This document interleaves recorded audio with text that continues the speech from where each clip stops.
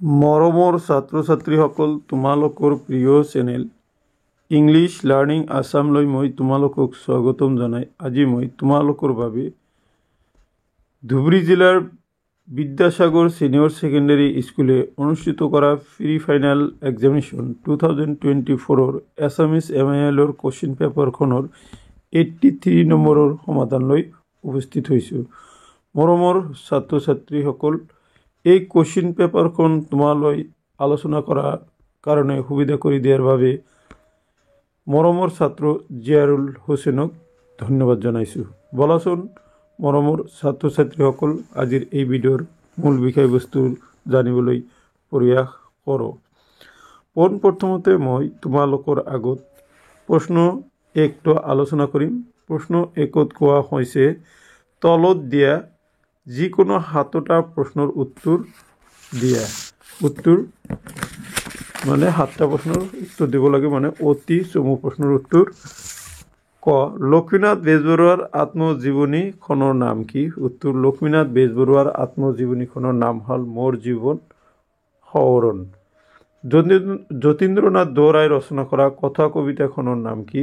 উত্তৰ, যতীন্দ্ৰনাথ দুৱৰাই ৰচনা কৰা কথা কবিতাখনৰ নাম হ'ল মগনিয়াৰ। গ, উপেন্দ্ৰ চন্দ্ৰ লেখাৰুদেৱে সম্পাদনা কৰা বৃহৎ কলেবৰৰ গ্ৰন্থখনৰ নাম কি? উপেন্দ্ৰ চন্দ্ৰ লেখাৰুদেৱে সম্পাদনা কৰা বৃহৎ কলেবৰৰ গ্ৰন্থখনৰ নাম হ'ল কথাগুৰু চৰিত। ঘ, অষ্টাদশ শতিকাৰ ব্যৱহাৰিক সাহিত্যৰ শ্ৰেষ্ঠ পুথিখনৰ নাম কি? উত্তৰ, অষ্টাদশ শতিকাৰ ব্যৱহাৰিক সাহিত্যৰ শ্ৰেষ্ঠ পুথিখনৰ নাম হ'ল ষষ্ঠী বিদ্যানৰ সাৰ সংগ্ৰহ। অংগ নম্বৰ, বৈৰাগ্য শব্দৰ অৰ্থ কি? উত্তৰ, বৈৰাগ্য শব্দৰ অৰ্থ হ'ল বিষয় বা ইন্দ্ৰিয় ভোগৰ প্ৰতি অনাসক্তি। তাৰপিছত প্ৰথম 6 নম্বৰ, বাগানত কৰ্মৰত অৱস্থাত ভূদেৱ চৌধুৰীয়ে কাৰ চিঠিৰ বাবে ব্যাকুলভাৱে প্ৰতীক্ষা কৰিছিল? বাগানত কৰ্মৰত অৱস্থাত ভূদেৱ চৌধুৰীয়ে নিজৰ পৰিবাৰ অৰ্থাৎ পত্নীৰ চিঠিৰ বাবে ব্যাকুলভাৱে প্ৰতীক্ষা কৰিছিল। দ্বিতীয় ছ, চিত্ৰবন ষ্টুডিঅ' কোনে নিৰ্মাণ কৰিছিল? উত্তৰ, চিত্ৰবন ষ্টুডিঅ' ৰূপকোঁৱৰ জ্যোতিপ্ৰসাদ আগৰৱালাই নিৰ্মাণ কৰিছিল। বৰ্গীয় ঝ, বসন্ত ৰোগ কিহৰ পৰা সৃষ্টি হয়? বসন্ত ৰোগ অতি ক্ষুদ্ৰ ভাইৰাছ আৰু বীজাণুৰ পৰা সৃষ্টি হয়। ঝ নম্বৰ, মাথাপট শব্দৰ অৰ্থ কি? উত্তৰ, মাথাপট শব্দৰ অৰ্থ হ'ল কৰ্মৰ প্ৰতি অৱহেলাৰ ফলত উপজা দুশ্চিন্তা। তাৰমানে কৰ্মৰ প্ৰতি আমি যদি অৱহেলা কৰোঁ, তাৰ ফলত যি দুশ্চিন্তা সৃষ্টি হয় তাকে আমি কি বুলি কওঁ? মাথাপট বুলি কওঁ। মৰমৰ ছাত্ৰ ছাত্ৰীসকল, এইখিনি আছিলে 9টা অতি চমু প্ৰশ্ন আৰু তাৰ সমাধান। এতিয়া মই তোমালোকৰ আগত এই 9টা অতি চমু প্ৰশ্ন আলোচনা তোমালোকৰ স্ক্ৰীনশ্বট মৰাৰ সুবিধা কৰি দিছোঁ। তোমালোকে ধুবুৰীৰ বিদ্যাসাগৰ ছিনিয়ৰ ছেকেণ্ডাৰীয়ে প্ৰস্তুত কৰা অসমীয়া MIL প্ৰশ্ন 1ৰ সমাধানসমূহলৈ আহা। তোমালোকে সমাধানসমূহ চাই যোৱা আৰু লগে লগে স্ক্ৰীনশ্বট মাৰি লোৱা। তোমালোকে নিজেও ঘৰত প্ৰেক্টিছ কৰিব পাৰিবা। অ'কে, এইখিনি হ'ল আমাৰ 1 নং প্ৰশ্ন আৰু তাৰ সমাধান। অ'কে, এতিয়া মই তোমালোকৰ আগত 2 নং প্ৰশ্নৰ সমাধান আজি আলোচনা নকৰোঁ। মই জাষ্ট এই ভিডিঅ'ত তোমালোকৰ আগত 1 মূল্যাংকৰ প্ৰশ্ন আৰু গ্ৰামাৰ আৰু ৰচনাটো আলোচনা কৰিম সম্পূৰ্ণৰূপে। গতিকে 2 মূল্যাংকৰ প্ৰশ্নৰ কাৰণে তোমালোকে অলপ ৰখিব লাগিব। জাষ্ট তোমালোকে চাই যোৱা। তলৰ যিকোনো 7টা প্ৰশ্নৰ উত্তৰ দিয়া। যথা নিযুক্তি, হস্মি তথা কৰ্মী, এই শব্দৰ অৰ্থ কথা কবিতা আৰু কথা কবিতাৰ পাৰ্থক্য দিছে। এইখিনি ইতিমধ্যে মোৰ চেনেলত আলোচনা কৰা হৈছে, তোমালোকে চাই যাবা। এইখিনি মোৰ চেনেলত আছে। তাৰপিছত 3 নম্বৰৰ এইটো আলোচনা কৰা হৈছে, প্ৰসংগ সংগতি দৰ্শাই ব্যাখ্যা কৰা যিকোনো এছোৱা। কি হ'ল? একো কথা নাই। ইয়াৰ কাৰণে অশেষ ধন্যবাদ। ইউজে এটা দান মগনি কবিতাৰ পৰা কথা কবিতাৰ পৰা দিয়া হৈছে। অসমীয়া চিনেমা এতিয়ালৈকে আন্তৰ্জাতিক প্ৰেক্ষাপটত সবল খোজ দিব পৰা নাই। এইটো অসমীয়া চলচ্চিত্ৰৰ চেপ্টাৰটিৰ পৰা দিয়া হৈছে। এতিয়া 4 নম্বৰত দিছে তোমাৰ দীঘল প্ৰশ্নৰ উত্তৰ ইয়াতে ডিব্ৰুগড়ৰ কোনবোৰ কথাই তাৰপৰ প্ৰাচ্য আৰ পাশ্চাত্য ভাৰতেৰ সন্মিলন আন্ধ্ৰম্বৰ দিছে হস্তিবিদ্যানৰ বিষয়বস্তু এটি আবাক দিছে অসমীয়া চলচ্চিত্ৰেৰ জগতলৈ জ্যোতিপ্ৰসাদ আগৰৱালাৰ অৱদান সম্পৰ্কে ইয়াতে আলোচনা কৰা হৈছে। এতিয়া মই তোমালোকৰ আগত 5 নম্বৰ প্ৰশ্নৰ সম্পূৰ্ণ সমাধান কৰি দিব ওলাইছে। 5 নম্বৰ প্ৰশ্নৰ তো হল তলৰ যিকোনো 5টা প্ৰশ্নৰ কেৱল উত্তৰ লিখা কোৱা। বাণীকান্ত কাকতিয়ে বৰগীতসমূহক কি আখ্যা দিছে? উত্তৰ বাণীকান্ত কাকতিয়ে বৰগীতসমূহক নভেল নাম্বাৰছ বুলি আখ্যা দিছে। খ গোমস্তা শব্দৰ অৰ্থ কি? গোমস্তা শব্দৰ অৰ্থ হল দোকানৰ হিচাপ পত্ৰ ৰখা কৰ্মচাৰী। গ নম্বৰ সাহিত্য অকাডেমি বঁটাৰে সন্মানিত হোৱা প্ৰথম অসমীয়া মহিলা কবিগৰাকী কোন? সাহিত্য অকাডেমি বঁটাৰে সন্মানিত প্ৰথম অসমীয়া মহিলা কবিগৰাকী হল নলিনীবালা দেৱী। তাৰপিছত ঘ নম্বৰ দিছে জ্যোতিপ্ৰসাদ আগৰৱালাই ইন্দ্ৰমালতী কথাছবিখন কোন চনত প্ৰকাশ পাইছিল? জ্যোতিপ্ৰসাদ আগৰৱালাৰ ইন্দ্ৰমালতী কথাছবিখন 1939 চনত প্ৰকাশ পাইছিল। অংগ কাঠমিস্ত্ৰীৰ ঘৰ শীৰ্ষক কবিতাটি ধীৰেন্দ্ৰ চন্দ্ৰ দত্তৰ কি কবিতা পুথিৰ পৰা লোৱা হৈছে? কাঠমিস্ত্ৰীৰ ঘৰ কবিতাটি ধীৰেন্দ্ৰ চন্দ্ৰ দত্তৰ অভিযান আৰু অন্যান্য কবিতাৰ গ্ৰন্থৰ পৰা লোৱা হৈছে।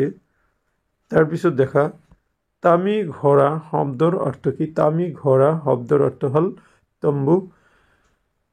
দ্বিতীয় নিৰ্মল প্ৰভা বৰদলৈয়ে কোনখন গ্ৰন্থৰ বাবে সাহিত্য অকাডেমি বঁটা লাভ কৰে? উত্তৰ নিৰ্মল প্ৰভা বৰদলৈয়ে সুদীৰ্ঘ দিন আৰু ঋতু নামৰ গ্ৰন্থৰ বাবে সাহিত্য অকাডেমি বঁটা লাভ কৰে। তাৰপিছত আছে ঝ নম্বৰ ৰাগী শব্দৰ অৰ্থ কি? ৰাগী শব্দৰ অৰ্থ হল নিচা বা মাদকতা। মৰমৰ ছাত্ৰ ছাত্ৰীসকল এইখিনি আছিলে 8টা অতিচমী প্ৰশ্ন আৰু তাৰ সমাধান। এতিয়া মই তোমালোকৰ আগত এই 8টা অতিচমী প্ৰশ্নৰ সমাধানখিনি এবাৰ স্ক্ৰীনশ্বট মৰাৰ সুবিধা কৰি দিছোঁ। তোমালোকে 5 নম্বৰৰ আনসাৰখিনি চাই লোৱা। একেলগে আনসাৰখিনি কৰি দিছোঁ, তোমালোকে স্ক্ৰীনশ্বট মাৰি ল'ব পাৰা আৰু কোশ্চিনৰ স্ক্ৰীনশ্বট মাৰি তোমালোকে ঘৰত ভালদৰে এইখিনি অধ্যয়ন কৰিব পাৰিবা। ওকে,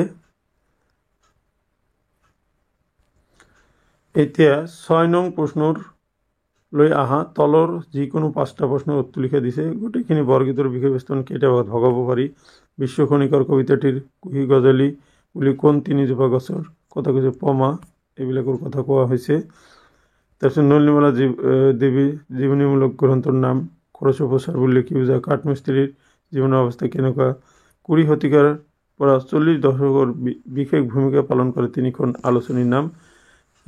কবিয়ে জীয়াই থকাৰ মন্ত্ৰ কি বুলি কৈছে? খুব ইম্পৰ্টেণ্ট কোশ্চিন দিছে ইয়াতে। নিৰ্মল প্ৰভা বৰদলৈৰ 2খন গীতৰ পুথিৰ নাম দিছে। কোশ্চিন নম্বৰ 7 লৈ আহা।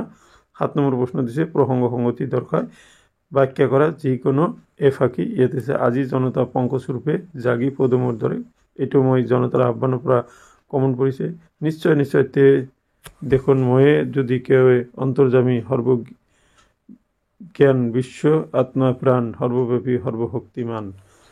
তাৰপিছত আছে উঠৰে উঠ বাবু গোপাল হে নিশি প্ৰভাত বৈল বৰগীতৰ পৰা দিছে তোমালোকৰ। তাৰপিছত দিছে 8 নম্বৰৰ প্ৰশ্নত দিছে তলৰ যিকোনো এটা কবিতাৰ মূলভাৱ লিখা। কৰ্ণতম বৰগীত আৰু বিশ্ব খনিকৰ দিছে। গোটেইখিনি মোৰ চেনেলত আলোচনাই কৰা আছে, তোমালোকে তাতে গৈও আনসাৰখিনি পাবা। 9 নম্বৰ প্ৰশ্ন লৈ আহা। তলৰ যিকোনো 2টা প্ৰশ্নৰ উত্তৰ লিখা। ইয়াতে 9 নম্বৰ প্ৰশ্নত কোৱা হৈছে যিকোনো 2টা প্ৰশ্নৰ উত্তৰ। মহৰ্ষি টলষ্টয়ৰ মতে সৌন্দৰ্যবোধ কি? উত্তৰ সৌন্দৰ্যবোধ নিৰ্ভৰ কৰে সম্পূৰ্ণভাৱে ব্যক্তিৰ নিজস্ব গ্ৰহণযোগ্য ক্ষমতাৰ ওপৰত। সৌন্দৰ্যবোধ বস্তুনিষ্ঠ নহয়, ব্যক্তিনিষ্ঠহে। প্ৰশ্ন 9ৰ খ নম্বৰলৈ আহা। খ নম্বৰত কোৱা হৈছে মানুহৰ জীৱনৰ কোনছোৱা সময়ক কৈশোৰ কাল বুলি কোৱা হয়? মানুহৰ জীৱনৰ 10-11 বছৰৰ পৰা 18-19 বছৰ বয়সলৈকে এই সময়ছোৱাক কৈশোৰ কাল বুলি কোৱা হয়। গ গৰ্দভ শব্দটোৰ অৰ্থ কি? গৰ্দভ শব্দটোৰ অৰ্থ হ'ল গাধ। মাধ্যমিক শিক্ষা জীৱনৰ আলি ধমজা বুলি কোনে অভিহিত কৰিছে? মাধ্যমিক শিক্ষা জীৱনৰ আলি ধমজা বুলি আন্তৰ্জাতিক শিক্ষা আয়োগে ঘোষণা বা অভিহিত কৰিছিল। এতিয়া মই তোমালোকৰ আগত এই তিনিটা প্ৰশ্নৰ আনসাৰ দেখাই দিম। দেখা তোমালোকে নৰ খ গ আৰু ঘ নম্বৰৰ আনসাৰটো তোমালোকে চাই লোৱা। প্ৰশ্ন 10লৈ আহা। তলৰ যিকোনো দুটা প্ৰশ্নৰ উত্তৰ লিখা। ইয়াতে আছে নৈতিক স্বতন্ত্ৰতা মানে কি? মানসিক শক্তি মানে কি? ভাৰতীয় দৰ্শনৰ মূল্যবোধক কেইটা শ্ৰেণীত ভাগ কৰিছে আৰু কি কি? ঘ নম্বৰ মাধ্যমিক শিক্ষা আয়োগে কেইটা শিক্ষাৰ কথা উল্লেখ কৰিছে, সেই শিক্ষাকেইটা কি কি? তাৰপিছত 11 নম্বৰ বীৰ পূজা আৰু আধ্যাত্মিক মূল্যবোধৰ চুমুটকা লিখিব দিছে। এইটো বীৰ পূজা অলৰেডি নগাঁও ডিষ্ট্ৰিক্টত আলোচনা কৰা হৈছে, নিশ্চয় তোমালোকে চাবা। 12 নম্বৰ প্ৰশ্নলৈ আহা। এইখিনি হ'ল ব্যাকৰণ। সম্পূৰ্ণৰূপে ব্যাকৰণখিনি তোমালোকৰ আগত সমাধান হোৱা আলোচনা কৰিম। এইখিনিতে এটা কথা মই তোমালোকক ইয়াতে জনাব পাই সুখী হৈছোঁ যে ব্যাকৰণৰ যিখিনি কুৱেশ্যন নম্বৰ 12, 13 আৰু 14 আৰু ৰচনা 100% মই যিখিনি ভিডিঅ' আপলোড কৰিছোঁ সেইখিনিৰ পৰা কমন পৰিছে। তোমালোকে মই তিনিটা ব্যাকৰণৰ ওপৰত তিনিটা ভিডিঅ' 5-6 মাহমান আগতে আপলোড কৰিছোঁ, তোমালোকে সেইকেইটা চাবাই। তাৰ পৰা 100% যিকেইটা কুৱেশ্যন পেপাৰ চলিউশ্যন কৰিলোঁ তাতে 100% কুৱেশ্যন কমন পৰিছে। তাতে এটা দিছিলোঁ অসমীয়া, অলপ দীঘল ভিডিঅ' 40-50 মিনিটৰ ভিডিঅ'। অসমীয়াৰ ব্যাকৰণৰ এটা ভিডিঅ'ত মই গোটেইখিনি আলোচনা কৰিছিলোঁ। তাৰ পৰা পৰীক্ষাত অহাৰ বা অহা সম্ভাৱনা থকা সম্পূৰ্ণ প্ৰশ্ন তাতে আলোচনা কৰা হৈছে। তাৰপিছত মই প্ৰত্যয়ৰ এটা ভিডিঅ' তাতে 192টা প্ৰত্যয় আলোচনা কৰা হৈছিল আৰু জোতা-ঠাঁচৰ এটা 82টা জোতা-ঠাঁচ দীঘল ভিডিঅ'ত আলোচনা কৰিছোঁ। মই যিখিনি আনসাৰ কৰিছোঁ মই তাৰ পৰাই উলিয়াই লৈ তোমালোকৰ আগত এই আনসাৰখিনি কৰিছোঁ। গতিকে তোমালোকে সেইখিনি চাবা বুলি আশা ৰাখিলোঁ আৰু নিশ্চয় তোমালোকৰ যিকোনো হায়াৰ ছেকেণ্ডেৰী যিকোনো পৰীক্ষাত তাৰ পৰা 100% কমন পৰে। মই যিকেইটা 5টা পৰীক্ষাৰ প্ৰশ্নৰ সমাধান কৰিলোঁ 100% তাৰ পৰাই আহিছে। 12 নম্বৰ চমুকৈ লিখা যিকোনো দুটা শব্দ বিভক্তি কাক বোলে? অসমীয়া ভাষাত শব্দ বিভক্তি কেই প্ৰকাৰৰ বুজাই লিখা। দেখা মই তোমালোকৰ আগত এইটো সেই য'ত ভিডিঅ' বনাইছোঁ তাৰ নোটৰ পৰাই তোমালোকৰ আগত আলোচনা কৰি আছোঁ। অসমীয়াত শব্দ বিভক্তি দেখা কিমান ইম্পৰ্টেণ্ট। 2023, 2019, 2017, 2016, 2015, 14, 2012 বৰ্ষত এই প্ৰশ্নটি আহিছিল। অসমীয়া শব্দ বিভক্তি কাৰক আৰু সম্বন্ধ পদৰ অৰ্থ প্ৰকাশ কৰিবলৈ ব্যৱহাৰ কৰা হৰ্গবোৰেই কাৰকবাচক বিভক্তি। কি কৈছে? কাৰক আৰু সম্বন্ধ পদৰ অৰ্থ প্ৰকাশ কৰিবলৈ ব্যৱহাৰ কৰা বৰেই কাৰকবাচক বিভক্তি বা চমুকৈ আমি ইয়াক বিভক্তি বুলি কওঁ। অসমীয়াত শব্দ বিভক্তি 6টা। সেইবোৰ হৈছে প্ৰথমা ই কৰ্তা কাৰক, 2 দ্বিতীয় অ কৰ্মকাৰক, তৃতীয় এৰে কৰণ কাৰক, চতুৰ্থী অলৈ নিমিত্ত কাৰক, ষষ্ঠী অৰ পৰা সম্বন্ধ পদ, 6 নম্বৰ সপ্তমী অধিকৰণ কাৰক। এইখিনি আছিল এই প্ৰশ্নটোৰ সমাধান। এতিয়া মই তোমালোকৰ আগত নেক্সট প্ৰশ্নলৈ আহিছোঁ। খ কাৰক কাক বোলে? প্ৰতিবিধ কাৰকৰ সৈতে শব্দৰ বিভক্তি প্ৰয়োগ কৰি দেখুওৱা। নেক্সট প্ৰশ্নটো কাৰক কাক বোলে? অসমীয়া কাৰক কেই প্ৰকাৰ আৰু কি কি প্ৰতিবিধৰ ফটো লিখি উদাহৰণ দিয়া। উত্তৰ ক্ৰিয়াৰ লগত যাৰ সম্বন্ধ হয় সেয়ে কাৰক। উদাহৰণস্বৰূপে হেমচন্দ্ৰই চোতালত জেপৰ পৰা নিজ হাতেৰে ভিখাৰীক পইচা দিছিল। ইয়াত হেমচন্দ্ৰই পইচা নিজ হাতেৰে ভিখাৰীজনক জেপৰ পৰা চোতালত এই 6টা পদৰ প্ৰত্যেকৰে দিছিল প্ৰক্ৰিয়াটোৰ লগত সম্বন্ধ আছে। এনেদৰে ক্ৰিয়াৰ লগত পদৰ যি সম্বন্ধ তাক কাৰক বোলে। অসমীয়াত কাৰক 6 প্ৰকাৰৰ, যেনে কৰ্তা কাৰক, কৰ্ম কাৰক, কৰণ কাৰক, ঘ সম্প্ৰদান কাৰক, অঙ অপাদান কাৰক আৰু অধিকৰণ কাৰক। এতিয়া ক নম্বৰলৈ অহা কৰ্তা কাৰক। যি পদে ক্ৰিয়া সম্পন্ন কৰে, অৰ্থাৎ যিয়ে ক্ৰিয়া কৰে সিয়ে কৰ্তা কাৰক। কৰ্তা কাৰকত প্ৰথমা বিভক্তি এ হস্ৰ ই লগ লাগে। এতিয়া মই তোমালোকৰ আগত খ নম্বৰটো আলোচনা কৰিব ওলাইছোঁ। ইয়াতে দিছে কৰ্মকাৰক। কৰ্তাই যি কৰে বা যাৰ ওপৰত ক্ৰিয়াটো সম্পন্ন কৰে তাক কৰ্মকাৰক বলে। কৰ্মকাৰক দ্বিতীয় বিভক্তি অৰ বা ক, অক বা ক যোগ হয়। এতিয়া মই তোমালোকৰ আগত কৰণ কাৰকটো আলোচনা কৰিম। কৰ্তাই যাৰ সহায়ত ক্ৰিয়া সম্পাদন কৰে তাকেই কৰণ কাৰক বলে। কৰণ কাৰকত তৃতীয় বিভক্তি ৰে এৰে যোগ হয়। তাৰপিছত ঘ নম্বৰ সম্পাদন কাৰক। কোনো বস্তু দান কৰিলে বা দানৰ পাত্ৰক সম্প্ৰদান কাৰক বলে। সম্প্ৰদান কাৰক চতুৰ্থ বিভক্তি কি ক যোগ হয়। এতিয়া অপাদান কাৰক। যাৰ পৰা উৎপন্ন হোৱা, আৰম্ভ হোৱা, বিলেখ হোৱা, ভয় খোৱা, ৰক্ষা পোৱা আদি বুজায় তাক অপাদান কাৰক বলে। সংস্কৃতত অপাদান কাৰক বুজাবলৈ পঞ্চমী বিভক্তি যোগ হয়। ষষ্ঠী বিভক্তি ৰ বা অৰ পাছত পৰা যোগ দি অপাদান কাৰক সিদ্ধি কৰা হয়। এতিয়া প্ৰথম 4 নম্বৰ অধিকৰণ কাৰক। স্থান, কাল আৰু পাত্ৰ যিহেৰে আধাৰ বা আশ্ৰয়ত ক্ৰিয়াৰ সম্পাদিত হয় তাক অধিকৰণ কাৰক বলে। অধিকৰণ কাৰক সপ্তমী বিভক্তি ত বা যোগ হয়।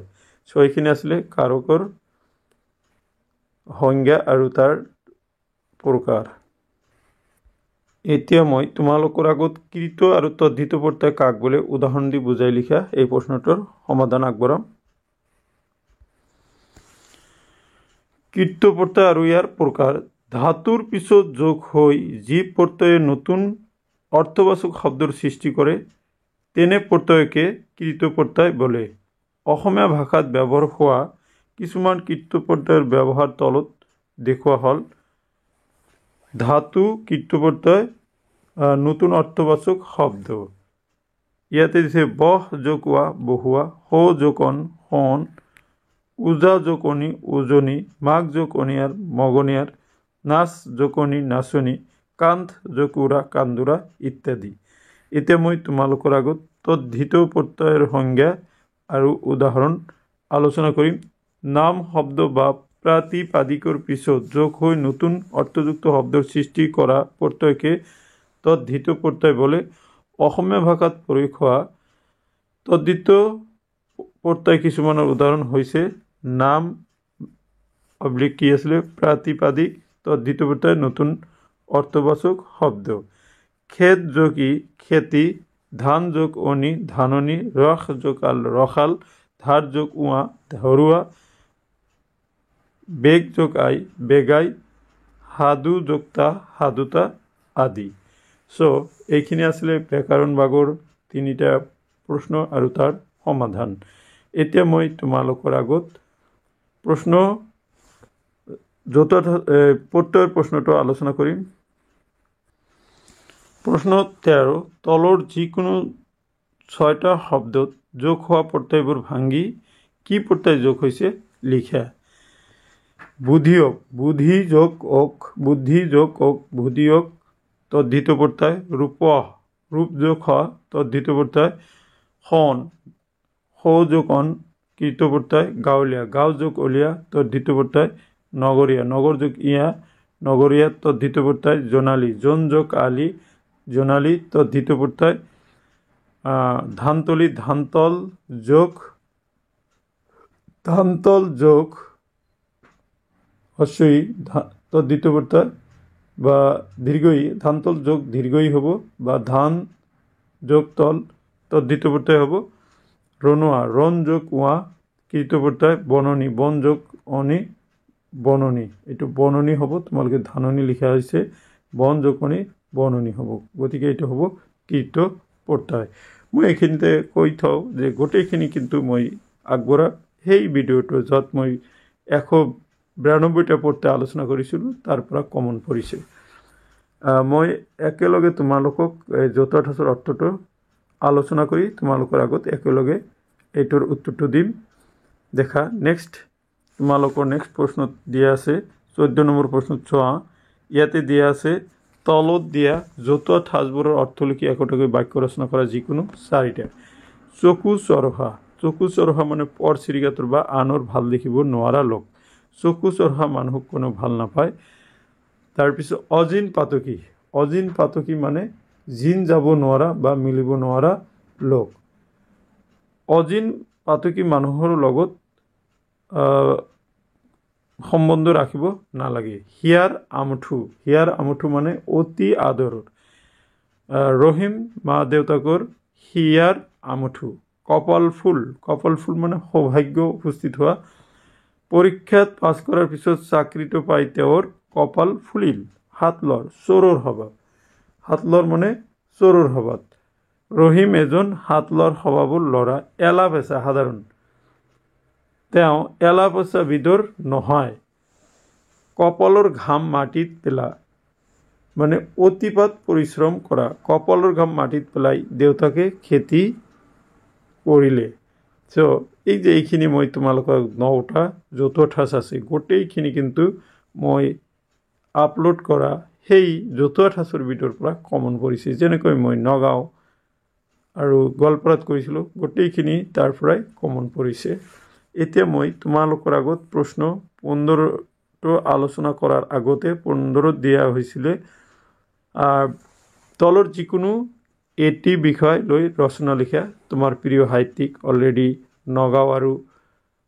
নগাঁৱত আলোচনা কৰা হৈছে তাৰ পৰা তোমালোকে স্ক্ৰীনশ্বট মাৰি ল'বা গোটেইখিনি পইণ্টৰ তাৰ পৰা কমন পৰিছে মই তোমালোকক বাৰে এটা কথা কৈ আছিলোঁ মই তোমালোকৰ আগত 6-7টা মান ভিডিঅ' আপলোড কৰিছোঁ ৰচনাৰ ওপৰত গোটেইখিনি তোমালোকে পঢ়িবা 100% তোমালোকৰ যিকোনো পৰীক্ষাত কমন পৰিব ইয়াতে দেখা পৰিৱেশ প্ৰদূষণ আৰু ইয়াৰ প্ৰতিকাৰ ইয়াৰো গোটেইখিনি তাৰ পৰাই কমন হৈছে এইটো গোৱালপাৰা ডিষ্ট্ৰিক্টত আলোচনা কৰা হৈছে তাৰ পৰা তোমালোকে চাই ল'বা আৰু তোমাৰ প্ৰিয় গ্ৰন্থ এই 3টাই মই ইম্পৰ্টেণ্ট দিছিলোঁ 3টাই কমন পৰিছে যিকোনো এটাই লিখিলোঁ আৰম্ভণি গ্ৰন্থখনৰ পৰিচয় প্ৰিয় হোৱাৰ কাৰণ সামৰণি এইটো এই ভিডিঅ'ত মই তোমালোকৰ আগত একেলগে আলোচনা কৰিম এতিয়া দেখা মই তোমালোকৰ আগত গ্ৰামাৰৰ যিখিনি প্ৰত্যয় আৰু জতুৱা ঠাঁচৰ এইখিনি আনচাৰটো দেখাই দিম আৰু লগতে তোমাৰ প্ৰিয় গ্ৰন্থ ৰচনাখনৰ তোমালোকৰ আগত স্ক্ৰীনশ্বট মাৰাৰ সুবিধা কৰি দিম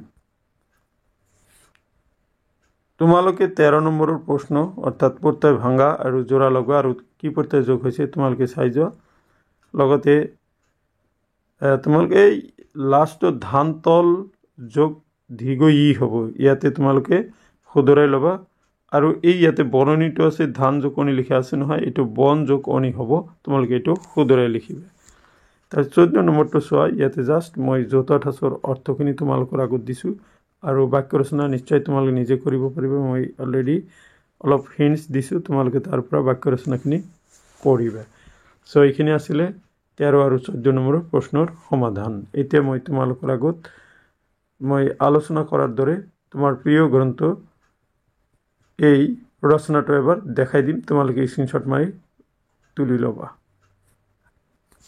দেখা তোমাৰ প্ৰিয় গ্ৰন্থ নাইবা একবিংশ শতিকাত প্ৰকাশিত তুমি ভাল পোৱা এখন গ্ৰন্থ ইয়াতে 2018 2016 আৰু 2012 চনত এইচএছ ফাইনেল এক্সামিনেশ্যন দিছিল এইচএছএলচি এক্সামিনেশ্যন 2022 2018 2016 2012 আৰু মডেল কোশ্চিন বেংকতো এই ৰচনাটি আহিছিল দেখা তোমালোকক ৰচনাটি আলোচনা কৰাৰ আগতে পোনপ্ৰথমতে মই তোমালোকৰ আগত আৰম্ভণিটো দিছোঁ আৰম্ভণি তাৰপিছত গ্ৰন্থ আৰু গ্ৰন্থকাৰৰ পৰিচয় বা চমু পৰিচয় তাতে দিবা পঢ়ি ভাল পোৱাৰ ভাল লগাৰ কাৰণ দিবা বিষয়বস্তুৰ আলোচনা ৰচনা নীতি সামগ্ৰিক মূল্যায়ন আৰু সামৰণি যেহেতু তোমালোকৰ এইটো এনেকুৱা সিস্টেমত বনোৱা হৈছে যে যিকোনো পৰীক্ষা যিকোনো বৰ্ডৰ পৰা বা আহক তোমালোকৰ পয়েন্ট অফ দি কমন পৰি যাব গতিকে ইয়াতে দিছিলে তোমালোকৰ 4টা পয়েন্ট দিছিলে আৰম্ভণি দিছিলে গ্ৰন্থকাৰ পৰিচয় দিছিল পঢ়ি ভাল পোৱাৰ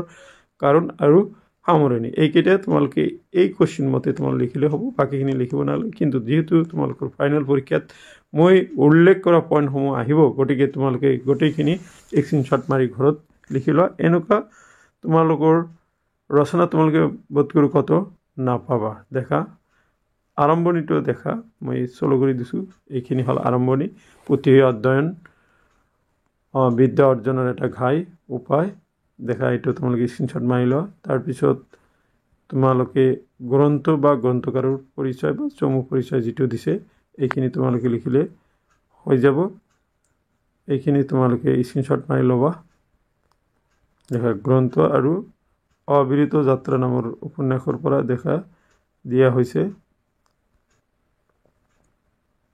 আছে এইটো হল খুব ইম্পৰ্টেন্ট যিকোনো পৰীক্ষাত যদি এইটো আহে এই তুমি ভাল পোৱাৰ কাৰণ তুমি কিয় ভাল পাইছা ইয়াৰ কাৰণটো তোমালোকে এইখিনি তোমালোকে লিখিবা ভাল পোৱাৰ কাৰণ ওকে বিষয়বস্তুৰ আলোচনা এই পৰীক্ষা বোৰ্ডে এইটো দিয়া নাছিল তথাপি মই দিছো তোমালোকক চলো কৰি দিছো তোমালোকে এইটো তোমালোকে স্ক্ৰীনশ্বট মাৰি ল'ব পাৰা ওকে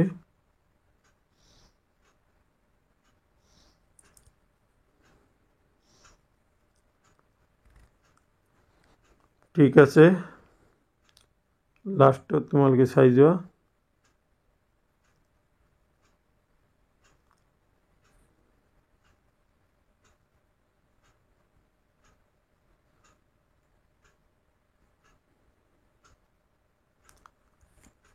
ৰচনা নীতি এইখিনিতে মই তোমালোকক জনাব খুজিছো যে যেহেতু তোমালোকৰ ম্যাক্সিমাম জিলাতে পৰীক্ষা চলি আছে আজি মই তোমালোকৰ আগত আৰু দুটা ভিডিও আলোচনা কৰিবলৈ চেষ্টা কৰিম ক্লাস 10ৰ কামৰূপৰ ইংলিছৰ কোশ্চেন পেপাৰৰ সলিউশন দিবলৈ প্ৰয়াস কৰিম যিমান দূৰ সম্ভৱ মই বেছি ভিডিও তোমালোকৰ সুবিধাৰ কাৰণে আলোচনা কৰি আছো নিশ্চয় তোমালোকৰ সেই ভিডিওখিনি অহা পৰীক্ষাসমূহত সহায় কৰিব এইখিনিতে তোমালোকক জনাব পাই সুখী হৈছে যে অসমীয়াৰ প্ৰায়খিনি সাবজেক্টৰ অধ্যায়ৰ ভিডিও আপলোড কৰা হৈছে যাত পদ্য ভাগৰ পৰা এটা কবিতা আছে মই হেতু আলোচনা কৰিম আৰু গদ্যৰ দুটা আছে মোৰ ওচৰত লিখা কমপ্লিট হৈ আছে মই সময় উলিয়াই পৰীক্ষাৰ পিছে বা মাজতে সময় উলিয়াই তোমালোকৰ আগত এইখিনি আলোচনা কৰিবলৈ যত্ন কৰিম দেখা তাৰ পিছত আছিল সামগ্ৰিক মূল্যায়ন আছিল উপন্যাসখনত মাতৃত্ববোধৰ জ্ঞান প্ৰকাশিত হৈছে লগতে অসম আন্দোলনৰ সময়ত এছাম সুবিধাভোগী মানুহৰ কথা উল্লেখ কৰিছে সামগ্ৰিকভাৱে উপন্যাসক কি সামাজিক দৃষ্টিকোণৰ পৰা এখন সফল উপন্যাস বুলি বা হিচাপে গণ্য কৰিব পাৰি লাষ্টত তোমালোকৰ এটো লাগেই যিকোনো ৰচনা আহিলে তোমাৰ এছএসএলসি এক্সামিনেশনটা হোক বা তোমাৰ প্ৰি ফাইনাল বা এইচএস ফাইনাল এক্সামিনেশনটা হোক এই ৰচনা কি সামৰণি এটা তোমালোকৰ ধুনীয়াকৈ দিব লাগিব সামৰণি ইয়াতে লিখিছো মই প্ৰতিখন পুথি অধ্যয়নৰ জৰিয়তে আমি বেলেগ মানসিক সুখ লাভ কৰো হয়নে আমি যিকোনো পুথি অধ্যয়ন কৰিলে আমি মানসিক সুখ অধ্যয়ন কৰো অসমীয়া সাহিত্য জগতৰ যশস্বী লেখিকা ডক্টৰ ৰীতা চৌধুৰীৰ ভাষাৰ চুম্বকীয় আকৰ্ষণে সাধাৰণ পাঠকক সততে আকৰ্ষণ কৰিবলৈ সক্ষম হয় মোৰ বাবে এই গ্ৰন্থখনৰ সুখপাঠ্য আৰু সাহিত্য জগতত ই বিশেষ স্থান পাবলৈ সক্ষম হ'ব সো মাই ডিয়াৰ ষ্টুডেন্টস এইখিনি আছিল আজিৰ এই ভিডিওৰ বিষয়বস্তু আশা কৰিছো আজিৰ এই ভিডিওৰ বিষয়বস্তুখিনিয়ে অসমৰ চুকে কোণে থকা সকলো শ্ৰেণীৰ ছাত্ৰ ছাত্ৰীক সহায় কৰিব। গতিকে তোমালোকে ঘৰত ভালদৰে পঢ়া শুনা কৰা, এই কামনাৰে আজিৰ এই ভিডিঅ' মই ইয়াতে সমাপ্ত কৰিছোঁ। ধন্যবাদ।